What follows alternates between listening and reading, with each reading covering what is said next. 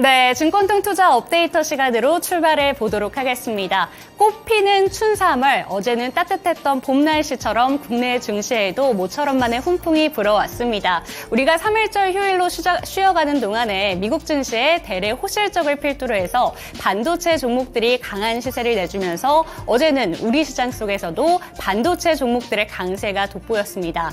그리고 일부 2차전지 종목들도 강한 시세를 내주면서 어제 국내 증시 그야말로 좋은 흐름을 보여줬는데요. 하지만 앞서 오프닝 때 언급을 드린 것처럼 일본 증시나 뉴욕 증시의 상승세에 비하자면 우리 증시는 조금 더 힘을 내줘야겠다라는 아쉬움도 남았습니다.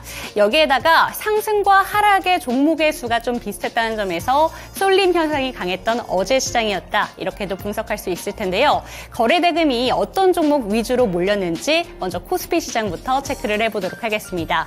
코스피 시장의 거래 대금 탑5 리스트 먼저 체크를 해보시죠. 네, 가장 상단에는 삼성전자가 이름을 올리고 있고요. 한미반도체, SK하이닉스, 이수페타시스와 포스코홀딩스 순으로 이름을 올렸습니다. 보시는 것처럼 코스피 시장 탑5 리스트 중에서 4가지 종목이 반도체 종목에 해당된다는 점 확인하실 수가 있고요. 여기에다가 한미반도체와 SK하이닉스는 신고가를 경신하기도 했습니다. 그리고 오전장과 오후장으로 좀 흐름을 나눠본다면 오전장에는 한미반도체가 대장주의 역할을 했었고 오후장의 대장이었던 이수페타시스도 포함되어 있는 만큼 잠시 뒤 첫 번째 특징주로 반도체 종목들 흐름을 조금 더 분석해 드리도록 하겠습니다. 한편 포스코홀딩스가 6.14%의 강세를 보여줬었는데 어제 취임식이 있었습니다. 그런 만큼 어떤 내용들이 나왔는지 잠시 뒤 두 번째 특징주로 살펴보도록 하겠습니다. 그럼 코스닥 시장에서 어떤 종목들로 거래 대금이 몰렸는지도 체크를 해보시죠. 네, 가장 상단에는 신성 델타테크가 0.24%의 강세를 보여주면서 12만 3,300원의 거래를 마쳤습니다. 신성 델타테크는 초전도체 대장주다 이렇게 볼 수도 있는데요. 2월 한 달 동안만 종가상의 기준으로 했을 때 60%가 넘게 오른 종목이었습니다. 어제는 초전도체에 관련된 이벤트를 앞두고 시장에서 다시 한번 주목이 되는 모습이었는데요. 하지만 다수의 종목들이 윗꼬리를 길게 달거나 하락 전환한 반면에 신성 델타테크 같은 경우에는 추가적인 상승세를 보여줬습니다. 하지만 초전도체 관련된 종목들 이벤트를 앞두고 재료 소멸로 인해서 시간의 거래에서는 다수 종목들이 하락하는 모습을 보여줬었는데 오늘 시장에서는 결과가 발표된 만큼 어떤 시세를 그려내는지 체크가 필요해 보입니다. 그 밑으로는 고영이 역시나 반도체 종목으로 14% 넘게 급등했다는 점 확인하실 수가 있고요. 신규 상장 종목인 코셈이 어제 추가적으로 18%가 넘는 급등세를 보여줬습니다. 그리고 그 밑으로는 HP, SP와 엔캠이 나란히 자리하고 있는 만큼 잠시 뒤 특징주에서 조금 더 자세하게 분석 도와드리도록 하겠습니다. 그럼 첫 번째 특징주부터 체크를 해보시죠. 네, 첫 번째 특징주로는 반도체 종목들 체크를 해보도록 하겠습니다. 코스피와 코스닥의 거래 대금 리스트에서 무려 6가지 종목이 반도체가 차지하고 있는 만큼 어제는 반도체로 시작해서 반도체로 끝났다 이렇게도 볼 수 있는 시장이었는데요. 그야말로 어제 우리가 쉬어가는 동안에 엔비디아 시총 2조 달러 돌파라던가 필라델피아 반도체 지수의 급등이 크게 영향을 미쳤습니다. 그런 만큼 외국인과 기관 투자자들의 강력한 매수세가 돋보였는데 이 6가지 종목은 그중에서도 외국인 투자자들이 강력한 매수 신호를 보냈던 종목이라는 점 체크가 필요해 보입니다. 반도체 투톱 일제히 상승하는 모습을 보여줬고요. 조금 전에 언급드린 것처럼 한미반도체와 SK하이닉스는 신고가를 돌파하는 흐름을 보여줬습니다. 그리고 한미반도체와 HP, SP가 오전장에는 확실한 대장주의 흐름을 보여줬었는데 오후장에는 이수페타시스가 그 바톤을 넘겨받으면서 막판까지 탄력이 더해지는 모습 확인할 수가 있었습니다. 조금 더 자세하게 SK하이닉스는 추가적으로 내용을 짚어보도록 하겠습니다. SK하이닉스는 2월에 마지막 거래일 조정을 딛고 어제 다시 한번 시원한 시세를 내줬는데요. 어제 6.59%까지 오르면서 16만 16만 6,500원의 종가를 형성했습니다. SK하이닉스의 다시 한번 반등 시세에는 글로벌 IB들의 증권가 상향 레포트가 영향을 끼쳤는데요. 증권가 상향 리포트를 조금 더 분석을 도와드리자면 맥쿼리에서는 목표가를 22만 원으로 상향 조정했고요. 골드만삭스에서는 강력 매수 추천 종목인 컨빅션 리스트에 하이닉스의 이름을 올렸습니다. 그런 만큼 다시 한번 강한 시세가 내줬다는 점 체크하시기 바라겠습니다. 두 번째 특징주로는 2차 전지 관련된 종목들 함께 짚어보시죠. 네, 말씀드린 것처럼 2차 전지 관련된 종목들은 어제 선별적인 강세가 돋보였습니다. 그중에서도 최근에 시세에서 조금 밀림세가 나타났었던 포스코홀딩스가 어제는 6.14%의 강세 마감을 보여주면서 45만 8천 원에 거래가 됐었는데요. 취임식이 있었습니다. 이시우 취임식에서 이제 포스코 그룹주를 어떻게 이끌 것인가 이에 대한 내용이 나왔었는데 철강이 중심이다. 이 내용을 강조를 했습니다. 그렇다면 2차 전지 사업분들은 어떻게 되는 건가라는 물음표가 그려졌었지만 결국에는 신사업 쪽의 경쟁력을 강화하겠다라는 얘기도 더해지면서 막판까지 수급이 붙으며 45만 8천 원의 종가를 형성했습니다. 한편 엔캠 같은 경우에는 어제는 리튬주의 반등으로 인해서 결국에 엔캠 같은 전해에 관련된 종목들도 강한 시세를 내줬었는데요. 엔캠 같은 경우에는 이번 연도에만 너무나도 가파른 시세를 보여줬기 때문에 한 번 더 쉬어가는 흐름이 나타났습니다. 목요일장에 이어서 추가적으로 6.6% 빠지면서 26만 2천 원에 거래를 마쳤습니다. 이렇게 거래대금 탑5 리스트 분석을 해봤고요. 이번에는 시간의 거래에서 주목받은 종목들 체크를 해보도록 하겠습니다. 네, 먼저 상승한 종목들 체크를 해보시죠. 가장 상단에는 유비케어가 상한가로 거래를 마쳤고요. 광명전기 역시 상한가로 거래를 마쳤습니다. 그 밑으로는 비트컴퓨터, 인성정보, 케어랩스 순으로 지금 이름을 올렸는데요. 보시는 것처럼 두 가지의 테마로 분류할 수가 있습니다. 비대면 진료 관련된 종목들, 그리고 전기, 변압 관련된 종목인 지금 이렇게 두 가지로 나눌 수가 있는데요. 두 가지 종목군들 모두 잠시 뒤 특징주로 분석 도와드리도록 하겠습니다.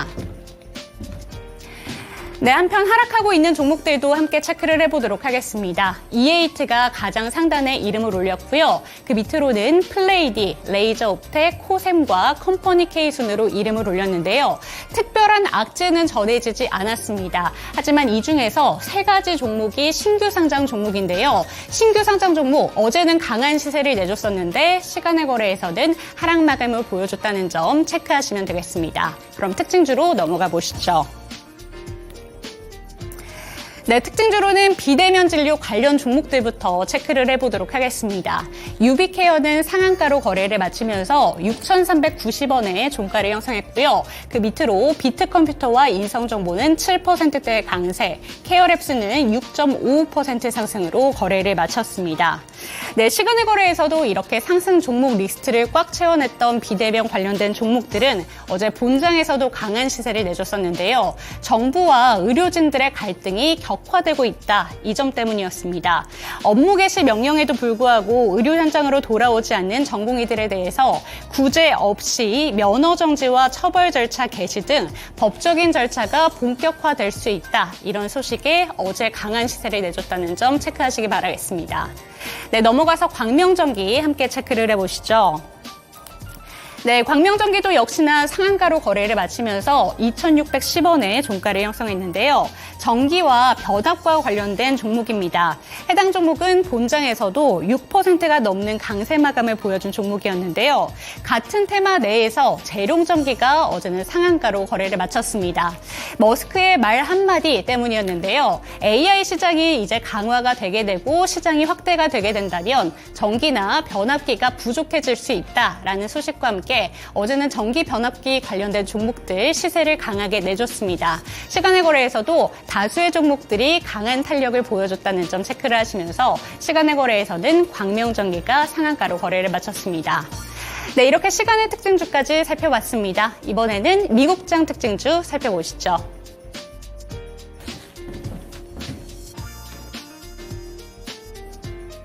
네, 다음으로 미국 증시 특징 종목들 보도록 하겠습니다. 뉴욕 증시 쉬어가는 흐름으로 하락세를 기록했는데요. 일단 파월 의장의 증언 그리고 고용지표 발표를 앞둔 상태에서 뉴욕 증시 대기 모드에 들어가는 흐름이었습니다.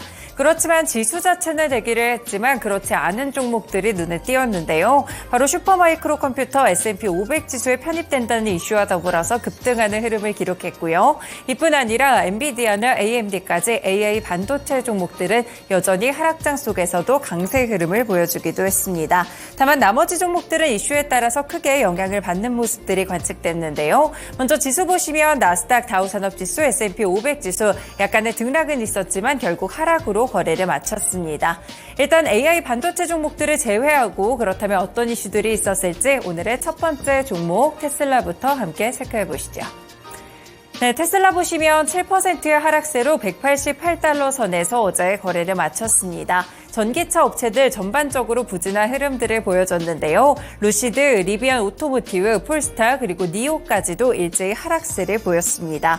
테슬라가 지난달 중국 공장의 출하량이 1년 전보다 크게 줄었다는 데이터가 나왔는데요. 블룸버그 통신에 따르면 중국의 CPCA 예비 데이터를 토대로 보도한 내용이 있었습니다. 테슬라의 2월 중국의 공장 출하에 대한 내용인데요. 6만 365대를 출하하게 되면서 2022년 12월 이후에는 가장 낮은 모습을 기록하기도 했습니다. 통상적으로 춘절이 있을 때 판매가 부진하기도 했지만 일단 외신에서는 중국의 전기차 시장 자체가 둔화되고 있다는 점에 조금 더 포커스를 맞췄는데요.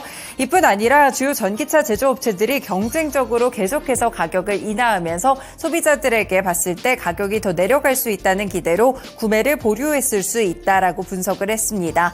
실제로 중국에서 이 테슬라는 판매를 늘리기 위해서 보험 보조금이라든지 우대 할부 프로그램 같이 여러 인센티브를 제공하고 있지만 BYD 같은 현지 경쟁사들의 압박도 거세지고 있는데요. 그리고 이 중국 쪽에서의 가격 인하도 계속해서 단행을 하고 있기 때문에 전기차의 치킨 게임 우려도 생각은 해보셔야 될 것 같습니다. 그래서 간밤에 전기차 종목들 미국 증시에서 상당히 좋지 않은 흐름들이 있었습니다. 국내 증시에서는 2차 전지 종목으로 연결해 보겠습니다. 네, 국내에서 2차 전지 종목들 흐름을 보시면요. 셀업체들 어제는 좀 부진한 흐름들이 나타났고요. 일단 LG에너지솔루션, 삼성 SDI 하락으로 거래 마쳤습니다. TCC 스틸은 최근에 개별적인 이슈가 있는 다음에는 계속해서 주가가 하락세를 기록하고 있는 상황이고요. 에코프로비엠 정도만 1%의 상승세를 기록했는데요. 오늘장 다시 한번 테슬라의 판매 부진, 이 출하량 부진이 불거지기도 했었고 2차 전지 종목들에게는 영향이 없을지 한 번 더 체크해 보실 필요가 있겠습니다. 네, 그렇다면 두 번째 특징주 어디에 있을지 애플 주가 보겠습니다. 애플도 어제 2.5% 하락하면서 175달러 선에서 거래를 마쳤는데요. 이번에 과징금 폭탄을 맞게 됐습니다. 바로 유럽연합의 집행위원회가 현지 시간으로 4일 애플이 음악 스트리밍 앱 서비스와 관련해서 반독점법을 위반했다라는 그런 혐의를 줬는데요. 무려 2조 7천억 원의 과징금을 부과하게 됐습니다. 시장에서는 애초에 7,200억 원 정도의 과징금을 예측을 했지만 이보다 3배가 넘는 굉장히 큰 폭의 과징금이 나오게 되면서 애플의 주가도 함께 휘청이는 모습이었는데요. 이번에 과징금은 매출의 0.5%에 해당하기도 하고요. 결국에는 주가의 충격으로까지 이어지는 모습을 보였습니다. 이날 결정은 음악 스트리밍의 스포티파이가 2019년 애플이 자사의 서비스인 애플뮤직과 공정하게 경쟁하지 못하도록 한 이유를 문제로 제기한 데 따른 후속 조치라고 볼 수가 있겠습니다.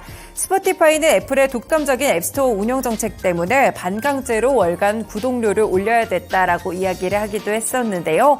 조사 결과 EU 집행위원회에서는 반독점법 위반이라고 결론을 낸 것이고요. 큰 폭의 과징금을 부과하기로 했습니다. 일단 애플은 EU 집행위의 결정에 이의를 제기하겠다고 밝혔습니다. 반독점법 위반으로 과징금을 받은 것도 이번이 처음이기 때문에 관련한 파장이 조금 예상이 되고 있는 상황인데요. 이렇게 빅테크 기업들의 규제가 현실화되고 있다는 측면에서 또 애플과 관련된 애플 밸류체인들 국내 증시에서 찾아보겠습니다. 네, 국내 애플 관련 종목들 상당히 많습니다. 대표적으로 LG그룹주들이 있겠고요. LG이노텍, LG전자 어제는 혼조되는 양상을 기록했습니다. 그 외에도 BH라든지 더구전자, 자화전자 같은 종목들이 애플 관련 밸류체인으로 묶이고는 하는데요. 애플의 주가도 최근에 부진한 흐름을 기록하기도 했었고 이 반독점법에 따라서 다시 한번 주가가 한 단계 급락하게 되면서 관련 종목들의 흐름까지도 살펴보실 필요가 있겠습니다. 네, 마지막 특징 종목 살펴보시죠. 비트코인 종목들 안 볼 수가 없을 것 같은데요. 전반적으로 또 강세 흐름을 기록하기도 했습니다. 지금 보시면 코인베이스 글로벌 11% 급등하면서 229달러 선에서 거래를 마쳤고요. 마라톤 디지털홀딩스나 클린스파크 같은 종목들은 하락세를 기록하기도 했습니다. 하지만 또 이렇게 비트코인을 보유하고 있는 기업의 경우에는 급등세의 주가 흐름을 기록하면서 최근에 확실히 비트코인 쪽으로 이 시세가 좀 몰린다라고 보실 수가 있겠는데요. 비트코인 24시간 거래가 되고 있기 때문에 결국에는 오늘 고점 돌파에 대한 부분 주목을 해보셔야 될 것 같습니다. 지금 68,000달러 선을 넘어선 것은 물론 국내로 환산을 하더라도 9,500만 원 선을 넘어섰는데요. 이제는 진짜 비트코인 한 개의 가격이 1억 원에 돌파하지 않을까 이런 기대감들이 모이고 있습니다. 이런 기대감들은 미국 증시에서도 마찬가지로 나타나고 있고요. 사상 전고점을 좀 경신하지 않을까 이런 흐름들이 나타납니다. 일단 2021년 11월 10일에 사상 최고가 68,982달러를 터치를 했기 때문에 이제는 정말 전고점까지 약 500달러 정도밖에 남지 않은 상황인데요. 양봉도 계속해서 길어지고 있는 흐름을 보여주고요. 비트코인 가격의 상승세가 상당히 놀랍게 펼쳐지고 있습니다. 그렇기 때문에 코인 관련 종목들도 계속해서 수혜를 가져가고 있습니다. 이뿐 아니라 비트코인도 아니고 알트코인의 경우에도 계속 상승세를 기록하고 있는데요. 이더리움도 지난주에 16% 급등세를 보이기도 했었고요. 이른바 밈코인으로 불리고 있는 시바이누라든지 도지코인도 급등하는 흐름을 함께 보여주고 있습니다. 가상화폐 종목들 계속해서 상승세를 기록하는 이유 비트코인 쪽에서는 현물 ETF에 대한 자금 유입이 있겠는데요. 이뿐 아니라 반감기까지 굉장히 가까워지면서 결국은 공급량이 줄어들게 되고 이 부분이 비트코인의 가격을 끌어올린다라는 분석들을 주고 있습니다. 또 금리 인하 기대감 속에서 금 가격이 오르듯이 대체 자산으로 꼽히는 비트코인의 가격이 오를 수밖에 없는 요인들이 상당히 많다라고 분석하고 있는데요. 사상 고점을 돌파할 수 있을지 체크해 보시면서 국내에서도 관련 종목들 확인해 보실 수 있겠습니다.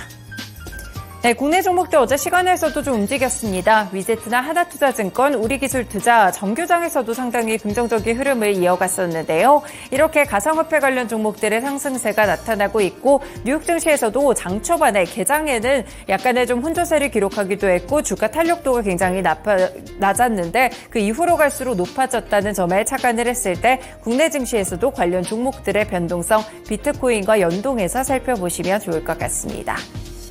네, 이렇게 미국 증시의 특징 종목들 국내 증시까지 함께 연결해드렸습니다. 지금까지 증권통투자 업데이트였습니다.